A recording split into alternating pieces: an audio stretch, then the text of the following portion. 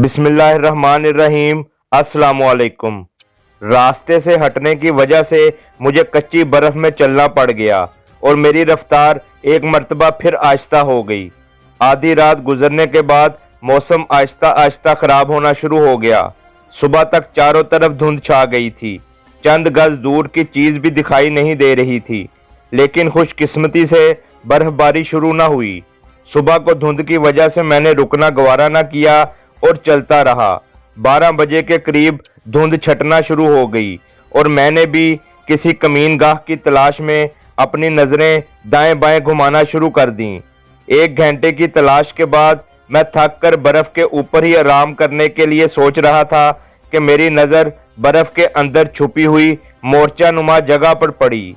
पहली नज़र में तो वो मुझे कोई पोस्ट लगी और मुझे वहाँ से भागने की फ़िक्र लाहक हुई, लेकिन इसके इर्द गिर्द कदमों के निशान ना बने देखकर मैं झिझकता हुआ उसके करीब चला गया।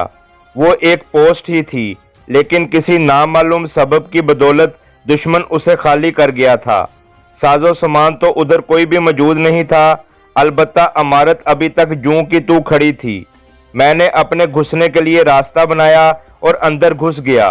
दीवारों के साथ बिस्तर लगाने के लिए जो लकड़ी के तख्ते लगाए गए थे वो अभी तक सही हालत में मौजूद थे। आलू भजिया का डब्बा खोलकर मैंने पेट पूजा की। पानी चूंकि मेरे पास ख़त्म हो चुका था, इसलिए इसकी जगह थोड़ी सी बर्फ़ चूस कर गुजारा किया और अपने जिस्म को रात के सफ़र के लिए तैयार करने के लिए लेट गया। थकन के साथ खाने के खुमार ने मुझे हर किस्म के तफक्कुरात से दूर कर दिया और मैं गहरी नींद सो गया। मैं थोड़ी ही देर सो पाया हूँगा कि अचानक मुझे महसूस हुआ जैसे ज़लज़ला आ गया हो। मैं तड़प कर उठा, मगर ये देखकर झाग की तरह बैठ गया कि जिसे मैं ज़लज़ला समझता था वो वाकई ज़लज़ला था, लेकिन किसी और सूरत में। मैं चारों तरफ दुश्मन के सिपाहियों के नरगे में आया हुआ था और इन्हीं में से एक ने मुझे लकड़ी के तख्ते से उठाकर नीचे फेंका था। जो मुझे ज़लज़ले की तरह महसूस हुआ था वो 10 के करीब थे। तमाम के हाथों में हथियार थे जिनका रुख मेरी जानिब था। मेरी SMG भी उनके कब्जे में आ चुकी थी। मैंने चारों तरफ नज़र दौड़ाकर देखा, लेकिन बच निकलने की कोई सूरत नज़र न आई। खड़े हो जाओ, उनमें से एक ने मुझे ठोकर लगाई और गुर्राया। मैं उठने ही लगा था कि मेरी पीठ पर एक ज़बरदस्त ठोकर लगी और मैं बामुश्किल अपना चेहरा ज़मीन के साथ लगने से बचा सका। सुना नहीं कैप्टन साहब ने क्या कहा है? ठोकर वाला गुस्से से चिल्लाया और मैं किसी तीसरी ठोकर लगने से पहले खड़ा हो गया। तमाम के चेहरे गुस्से से सुर्ख हो रहे थे। तुम्हारे बाकी साथी कहाँ हैं? उनका सीनियर जो कैप्टन था मेरे नज़दीक आकर उसने पूछा।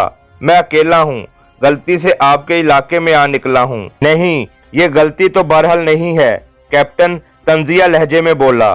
गलती तो तुमसे बहुत पहले हो चुकी है और वो है पैदा होने की गलती। मैं सही कह रहा हूँ सर, तुम बिल्कुल गलत बक रहे हो, वो गुर्राया और अपने सिपाहियों को इशारा करके कहा, इसके पिट्ठू की तलाशी लो। 2 आदमी आगे बढ़े और मेरे पिट्ठू को उल्टा कर दिया, मगर उसमें सिवाय खाने पीने के सामान, फालतू मैगजीन और रस्सी के उन्हें कुछ न मिला। कैप्टन ने सब्जी का डब्बा उठाकर इसका लेबल पढ़ा और बोला, ये पैकिंग तो हमारे मुल्क की है, तेरे पिट्ठू में हमारे मुल्क का सामान कैसे पहुंच गया?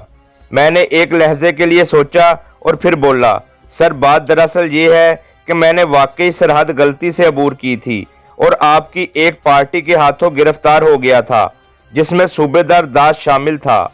खुशकिस्मती या बदकिस्मती से वो तमाम लोग जो मुझे गिरफ्तार करके लेकर जा रहे थे वो बर्फानी तोदे की जद में आ गए और मैं चूंकि उन तमाम से आगे चल रहा था, इसलिए बर्फ़ के नीचे आने से महफूज रहा। ये पिट्ठू और SMG मुझे वहीं से मिली थी, जो नामालूम किस वजह से बर्फ़ के नीचे आने से महफूज रही थी, और अब मैं इस कोशिश में था कि अपने इलाके में वापस चला जाऊं, और तेरी ये कोशिश नाकाम बना दी गई है ना? वो सवालिया अंदाज में बोला। उल्लू का पट्टा समझते हो मुझे? ऋषि पोस्ट पर हमला तेरे बाप ने किया है? मुझे नहीं मालूम। मैं इनकार में सर हिलाया। हो जाएगा पुत्र, सब कुछ मालूम हो जाएगा। बड़े बड़े मान गए हैं, तुम किस बाग की मूली हो? ये कहकर वो अपने सिपाहियों की तरफ मतवज्जा हुआ। इसका सामान पिट्ठू में डालो, मैं इसके पकड़े जाने की रिपोर्ट फॉरवर्ड कर दूं? जी सर। जिन 2 सिपाहियों ने मेरा सामान पिट्ठू से बाहर निकाला था वो बोले और सामान को दोबारा पिट्ठू में डालने लगे, जबकि कैप्टन वायरलेस सेट की तरफ मुतवज्जा हो गया। 2 for 1 over, 1 for 2 send your message over. Sir, परिंदा हमने पकड़ लिया है, अब हमारे लिए क्या हुक्म है? ओवर। शाबाश, उसको लेकर सीपी पर पहुंचो, बाकी अहकामात वहीं पर मिल जाएंगे और एहतियात से ये उड़ ना जाए। ओवर। आप फिक्र ना करें सर, हम पूरा इंतजाम करके चलेंगे। Over. Okay, wish you good luck. Over and all. पिट्ठू उठाओ और आगे हो जाओ। राब्ता खत्म होते ही कैप्टन मुझसे मुखातिब हुआ और मैं खामोशी से पिट्ठू उठाकर पोस्ट से बाहर निकल आया। पोस्ट से बाहर भी उनके आदमी मौजूद थे, मैंने गिने, वो भी 10 ही थे। मजमूई तौर पर 20 आदमी मुझे पकड़ने के लिए भेजे गए थे। मैं पोस्ट से बाहर रुककर कैप्टन के अगले हुक्म का इंतजार करने लगा। पोस्ट से बाहर आकर उसने 10 आदमी मुझसे आगे और 10 आदमी मेरे पीछे रखते हुए वापसी का सफर शुरू करवा दिया। रास्ता वही था जिस पर मैं चलकर आया था। रास्ते में इनकी बातों से पता चला कि जिस पोस्ट को देखकर मैंने अपना रास्ता तब्दील किया था, इस पोस्ट से शबे दीद आलात के जरिए मुझे देख लिया गया था।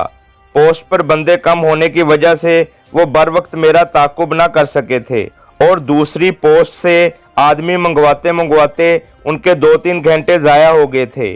उनकी गुफ्तगू से मुझे ये भी पता चला कि मैं पाकिस्तानी सरहद के बिल्कुल नज़दीक पहुंच गया था और इस मुकाम से जहां से मैं पकड़ा गया था सरहद सिर्फ चंद किलोमीटर दूर थी और इसके बाद इंडिया की सिर्फ एक ही पोस्ट थी जिसे हाई अलर्ट किया जा चुका था। मेरे जहन में बेख्तियार किसी शायर का शेर गूंजा, किस्मत की खूबी देखिए टूटी कहाँ कमंद, 2-4 हाथ जबकि लबे बाम रह गया।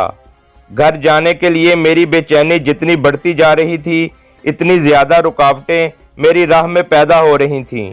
अमूमन कहा जाता है कि सब्र का फल मीठा होता है। आज मुझ पर इसकी हकीकत आश्कार हो रही थी। वाक़तन अगर मैं सब्र कर लेता और रास्ते खुलने का इंतज़ार करता तो ज़्यादा से ज़्यादा 3 माह मज़ीद पोस्ट पर गुजारने पड़ते, जबकि अब मैं नामालूम वक्त के लिए दुश्मन की कैद में जा चुका था। बल्कि ये कहूँ कि मेरी सलामती भी दांव पर लग चुकी थी तो बेजा ना होगा। एक दफ़ा तो मेरे दिमाग में ऐसा फतूर उठा कि मैं उनसे लड़ने के लिए तैयार हो गया। वो तमाम बेफिक्री से चल रहे थे और अपनी अक्सरियत के ज़म में एहतियात का दामन हाथ से छोड़े हुए थे, लेकिन फिर मेरे जज्बात पर अक्ल गालिब आ गई। कुछ भी था, 20 हथियारबंद आदमियों से टकराना आसान काम ना था, जबकि इलाके की नौयत भी तेज नकलो हरकत में हायल थी। फिल्मों नावलों में शायद ये आसान दिखाई दे, मगर हकीकी ज़िंदगी में ऐसा होना नामुमकिन नहीं तो मुश्किल तरीन ज़रूर है। शाम हुई, फिर रात भी आहिस्ता आहिस्ता गुजर गई, मगर हमारा सफ़र जारी रहा और हम मुसलसल चलते रहे। दोपहर को जाकर हम उस जगह पर पहुंचे जिसका असली नाम या कोड सीपी था। मेरे हाथ पांव मजबूती के साथ रस्सी से बांधकर उन्होंने मुझे स्टोरनुमा कमरे में बंद कर दिया और बाहर 2 संतरी खड़े कर दिए। थोड़ी देर बाद एक आदमी मेरे लिए 1 प्लेट तरकारी और छाबे में चंद रोटियां ले आया। दोनों संतरी दरवाजे पर खड़े निगरानी करने लगे। खाना लाने वाले ने मेरे हाथ खोले, छाबा और प्लेट मेरे सामने रखी और चला गया। तकरीबन हफ्ता होने को था। मैंने रोटी नहीं खाई थी, सिर्फ डब्बा पैक आलू वगैरह पर दिन गुजारे थे। खाने को देखकर मेरी भूख चमक उठी और मैं हालात से बेपरवाह होकर खाने को जुट गया। जब तक मैं खाना खाता रहा, दोनों संतरी दरवाजे पर चौकस खड़े रहे। खाना लाने वाला बाद में पानी लाकर रख गया। खूब पेट भरकर खाना खाया, जी भर के पानी पिया और हाथ दोबारा बंधवाकर आराम से लेट गया। और एक मेहरबानी उन्होंने ये की कि एक पुराना सा स्लीपिंग बैग मेरे ऊपर डाल गए थे, वरना इसकी गैर मौजूदगी में मेरा आराम करना नामुमकिन होता। स्टोरनुमा कमरा हुजम में बहुत छोटा था। फर्श पर कंबल बिछे हुए थे, उसके अलावा कोई काबिल जिक्र चीज़ वहाँ पर मौजूद नहीं थी। कमरे के बाहर खड़े हुए संतरियों की बातों की आवाज़ मुझे वाज़िया सुनाई दे रही थी। सख्त थकन की वजह से मेरी आंखें बंद हो रही थीं। सोने से पहले ये पता चल गया था कि मुझे इस पोस्ट से आगे ले जाने के लिए हेलीकॉप्टर आने वाला है। मेरी आंखें दरवाज़ा खुलने की आवाज़ से खुलीं। आने वाले के हाथ में लालटेन थी। कमरे में छाया हुआ अंधेरा लालटेन की वजह से हल्की पीली रोशनी में ढल गया। लालटेन दीवार के साथ लटकाकर वो बाहर निकल गया और थोड़ी देर बाद खाने के बर्तनों के साथ आन मौजूद हुआ। मैंने टॉयलेट जाना है। मैंने अपनी हाजत बयान की। ठहरो, मैं सूबेदार साहब से पूछ कर आता हूँ। ये कहते हुए वो बाहर निकल गया। वापसी पर दोनों संतरियों को उसने कुछ कहा और वो भी उसके साथ अंदर चले आए। पाँव खोलकर मैं उसकी रहनुमाई में इस छोटे कमरे से निकला। दोनों संतरी चुकन्ने अंदाज में मेरे पीछे चल पड़े। वो जितने भी चौकस होते, इन दोनों पर काबू पाना मेरे लिए कोई ख़ास मुश्किल नहीं था और इसकी वजह इन दोनों की नातजर्बाकारी थी कि वो मुझसे सिर्फ एक कदम पीछे थे। हालांकि कायदे की रूह से उन्हें फासला रख कर आना चाहिए था, लेकिन इन दोनों पर काबू पाने के बावजूद मेरा वहां से भागना मुश्किल था, क्योंकि पोस्ट पर कमोबेश 30 बंदे मौजूद थे और ये तादाद मेरे गुमान के मुताबिक थी। हो सकता है कुछ ज़्यादा ही होते। इस सूरत में इन दो या चंद और को मारकर मैं अपनी मुश्किलात बढ़ाने के अलावा कुछ नहीं कर सकता था। इसलिए मैंने अपने अंदर इस किस्म की कोई ख्वाहिश पैदा ना होने दी और मुनासिब मौके के इंतज़ार में चुपचाप टॉयलेट की तरफ बढ़ता चला गया। पोस्ट का रकबा काफ़ी बड़ा था। मैं जिस गैलरी में चल रहा था उसकी दीवारें पत्थरों से बनाई गई थीं। दीवारों के बनाने में किसी किस्म का मसाला इस्तेमाल नहीं किया गया था, इसलिए दीवारों में हल्के हल्के सुराख बाकी रह गए थे और इनसे हवा की सनसनाहट सुनाई दे रही थी। महसूस हो रहा था जैसे मौसम खराब हो। इस इलाके में सर्दी की शिद्दत में इजाफे का एक सबब तेज़ हवा का चलना भी है।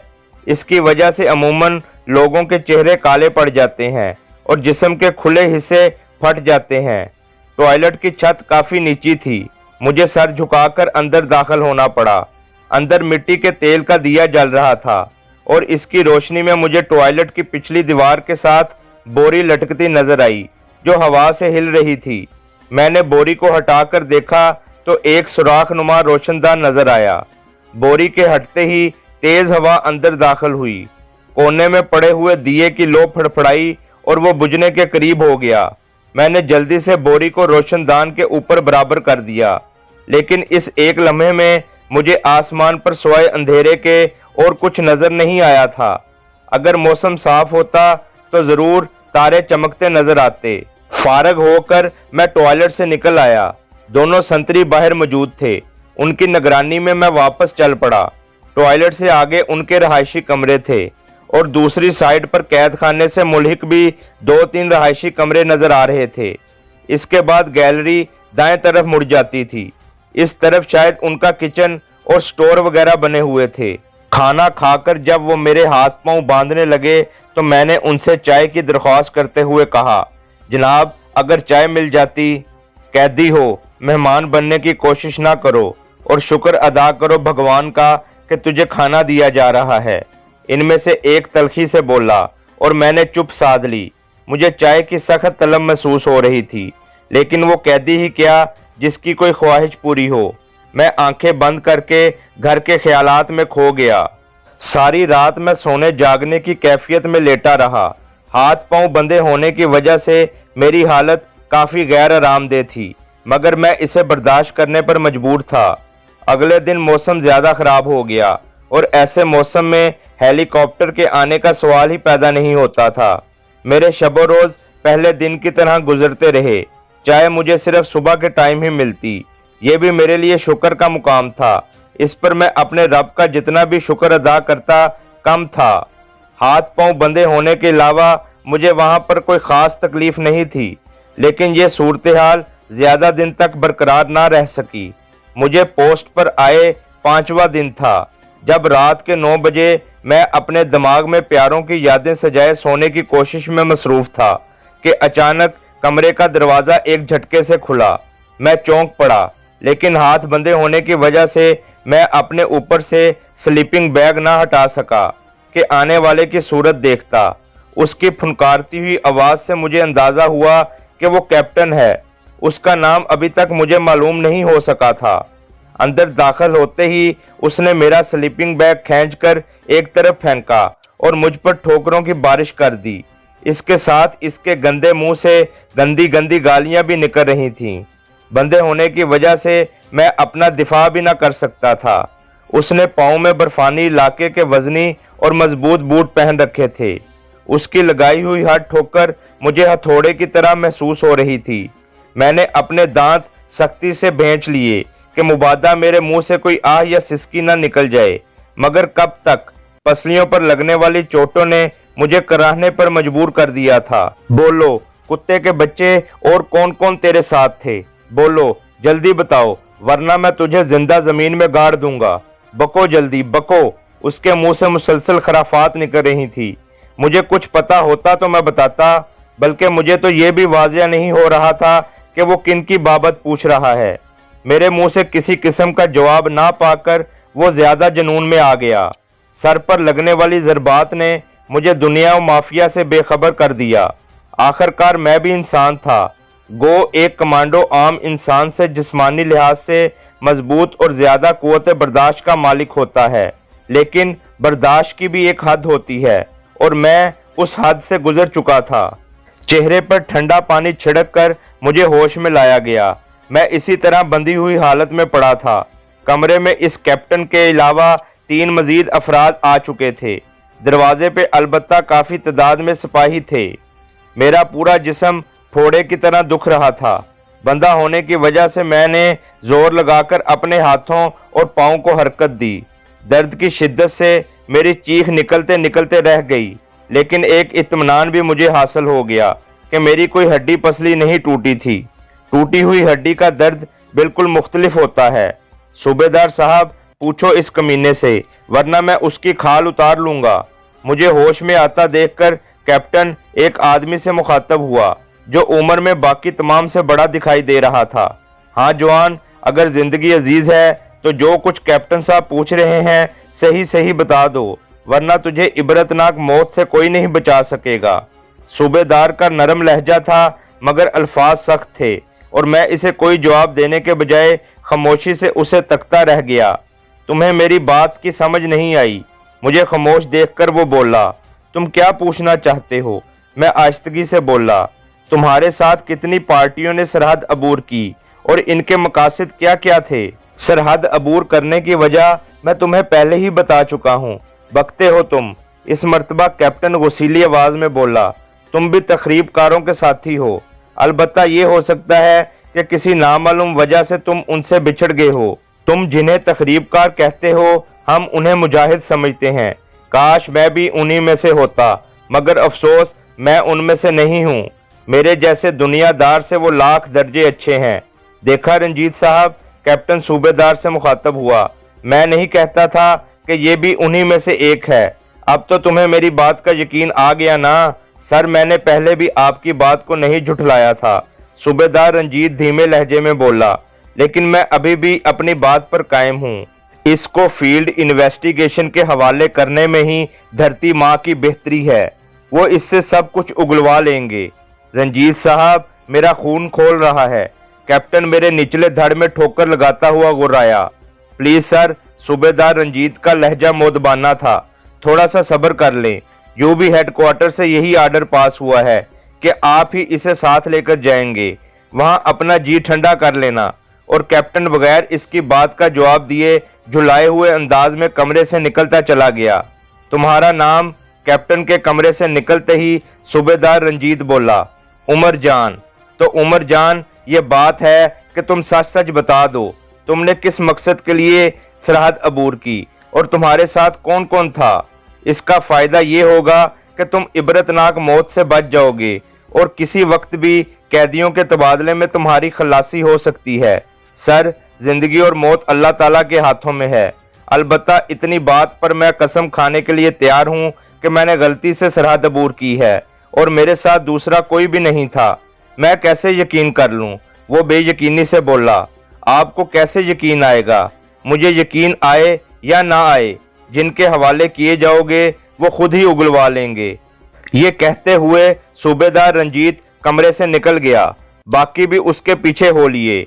उनके जाने के बाद एक सिपाही कमरे में दाखिल हुआ और मुस्कुराते हुए मुझे कहने लगा, भाजी बड़ी मुश्किल से बचे हो, वरना कैप्टन सुरेश तो तुम्हें जिंदा बर्फ में दफन करने लगा था।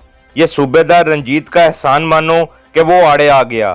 कैप्टन सुरेश को मुझसे क्या तकलीफ पहुंची है? तुम्हें उसने कुछ बताया नहीं? उसने मुझसे पूछा और मेरा सर नफी में हिलता देखकर बोला, जिस पोस्ट पर हमला हुआ है इसमें कैप्टन सुरेश का छोटा भाई जो लेफ्टिनेंट था वो भी मारा गया है। मारने वाले तो निकल गए, तेरी बदबख्ती कि तुम फंस गए हो। आपका नाम इसे गुफ्तगू पर आमादा देखकर मैंने सिलसिला गुफ्तगू बढ़ाना चाहा कि शायद कोई काम की बात मालूम हो जाए। मेरा नाम तो दलेर सिंह है, लेकिन अभी आप खामोशी से लेटकर आराम फरमाएं। कैप्टन साहब ने तुमसे गुफ्तगू करते देख लिया तो मेरी कमबख्ती आ जाएगी। ठीक है दोस्त, मैं खामोश हो जाता हूँ, मगर एक छोटा सा काम कर दो कि ये स्लीपिंग बैग मुझे उड़वा दो, आपकी मेहरबानी होगी। हाँ हाँ क्यों नहीं, वो स्लीपिंग बैग उठाकर मुझे उड़ाते हुए बोला, इसी मकसद के लिए तो अंदर आया था। अगले 2 दिन आराम से गुजरे। दलेर सिंह ने दूसरों से छुपाकर दर्द कुछ गोलियां भी मुझे खिला दी थीं, जिससे मेरी तकलीफ में खातिरख्वाह कमी हुई थी। इस दौरान मौसम ठीक रहा। दलेर सिंह से पता चला कि हेलीपैड तैयार हो गया है और हेलीकॉप्टर मुझे लेने के लिए किसी वक्त भी पहुंच सकता है। वो मेरी गिरफ्तारी का 9वां दिन था जब सुबह के 10 बजे के करीब मुझे हेलीकॉप्टर की गड़गड़ाहट सुनाई दी। मैं ज़हनी तौर पर वहां से जाने के लिए तैयार हो गया, मगर हेलीकॉप्टर वहां रुकने के बजाय आगे गुजरता चला गया। इसकी आवाज़ 2 घंटे बाद दोबारा सुनाई दी। इस मर्तबा वो वहीं उतर गया। 2 राइफल बरदार कमरे में दाखिल हुए, मेरे हाथ पांव की बंदिश को खोला और मुझे बाहर चलने को कहा। पायलट ने हेलीकॉप्टर स्टार्ट ही रखा था। ये माल बरदार हेली था, इसमें 25 से 30 बंदों के बैठने की गुंजाइश थी। मुझे एक सीट पर बिठाकर चारों जानिब राइफल बरदार बैठ गए। इसी असना में कैप्टन सुरेश भी हेली में दाखिल हुआ और उसका चेहरा देखकर मुझे लगा जैसे वो रोता रहा हो। बाद में पता चला कि उसके भाई लेफ्टिनेंट अजीत की लाश भी इसी हेली में लोड थी। कैप्टन सुरेश ने मुझ पर एक कहर भरी नजर डाली, लेकिन मुंह से कुछ न कहा। उसके बैठते ही हेली के परों की रफ्तार में तेजी आई और वो आहिस्ता आहिस्ता जमीन से उठने लगा। आधे घंटे की प्रवास के बाद एक जगह उतरकर इसमें तेल डाला गया। दोबारा 1-1.5 घंटा महवे परवाज रहे और फिर जमीन पर उतर आए। इस दफा जिस जगह हेलीकॉप्टर उतारा गया था वो कोई एयरबेस था। नीचे उतरते ही सिविल कपड़ों में मलबूस 2 जवान मेरी जानिब बढ़े। तेजी से तलाशी ली, मेरी घड़ी उतारी और मुझे बाजू से पकड़कर एक तरफ खड़ी गाड़ी की जानिब बढ़ गए। गाड़ी की शक्ल पुलिस की वैन की तरह थी, जिसमें मुल्जमान को अदालत में ले जाया जाता है। गाड़ी में सवार करके उन्होंने मेरी आंखों पर पट्टी बांधी और हाथों में हथकड़ी लगा दी। गाड़ी स्टार्ट होकर नामालूम मंजिल की जानिब रवाना हो गई। मैं आने वाले वक्त के लिए अपने आप को ज़हनी और जिस्मानी तौर पर तैयार करने लगा। मुझे पता था कि किसी भी मुल्क की इंटेलिजेंस का तरीका तफ्तीश क्या होता है। खसूसन पाकिस्तानी और इंडियन इंटेलिजेंस तो तशद्दुद के ज़रिए मुल्ज़म से हक़ाइक़ जानने की कोशिश करती हैं। इसमें बाज़ औक़ात मुल्ज़म ज़हनी या जिस्मानी तौर पर नकारा भी हो जाता है। तकरीबन 1 घंटे सफ़र के बाद गाड़ी रुक गई। दाएं बाएं बैठे हुए बंदों ने मुझे बाजू से पकड़कर गाड़ी से उतारा और फिर मुख्तलिफ मोड़ मुड़ने और सीढ़ियां उतरने के बाद एक कमरे में लाकर कैद कर दिया। जाते हुए इतनी मेहरबानी उन्होंने ज़रूर की कि मेरी आंखों से पट्टी खोल दी। कमरे में एक बल्ब जल रहा था। उसकी रोशनी में मैंने कमरे का जायजा लिया। कमरा साजो सामान से बिल्कुल खाली था। दाएं हाथ पर दीवार में एक खिड़की नुमा दरवाज़ा नजर आया। मेरे अंदाजे के मुताबिक वो टॉयलेट का दरवाज़ा था। आगे बढ़कर झांकने पर मेरे अंदाजे की तस्दीक हो गई, क्योंकि हेलीकॉप्टर से उतरते ही उन्होंने मेरे बर्फानी बूट उतरवा लिए थे, इसलिए मैं अभी तक नंगे पांव था। कमरे का फर्श ठंडा था, मगर मैं जिस इलाके से होकर आ रहा था इसकी निस्बत ये ठंडक कुछ भी नहीं थी। यहाँ का मौसम मुझे अपने सूबा पंजाब के मौसम जैसा महसूस हो रहा था। मैं कोने में दीवार से पीठ लगाकर बैठ गया। मेरे दोनों हाथ अभी तक हथकड़ी में जकड़े हुए थे। मुझे पता था कि जल्द ही उन्होंने तफ्तीश के नाम पर तशद्दुद शुरू कर देना है। मैं ज़हनी तौर पर खुद को उस मरहले के लिए तैयार कर रहा था। मेरे जिस्म पर अभी तक वही लिबास था जो मैंने अपनी पोस्ट से उतरते वक्त पहना हुआ था। ये ट्रैक सूट और थर्मल सूट पर मुश्तमिल था। पिछले कई दिनों से मुसलसल इस लिबास को इस्तेमाल करने की वजह से इसमें से पसीने वगैरह की बू आ रही थी और मेरे दिल में शिद्दत से ये ख्वाहिश उठ रही थी नीम गर्म पानी से नहाकर कपड़े बदल लूं। मगर ख्वाहिश नाम ही इस चीज़ का है जो कभी पूरी नहीं होती, हमेशा दिल ही में रहती है। मैं भी सब्र किए इनके अगले इक़दाम का इंतज़ार करता रहा। ज़ेरे ज़मीन कमरे में वक्त का अंदाज़ा लगाना मुमकिन नहीं था। जब मैं बैठे बैठे थक गया तो उठकर टहलना शुरू कर दिया। काफ़ी देर बाद दरवाज़ा खुला। 2 आदमी अंदर आए। दोनों पैंट शर्ट में मलबूस थे। उनके अंदाज में बहुत ज़्यादा खुद इत्मीनादी नज़र आ रही थी। जारी है।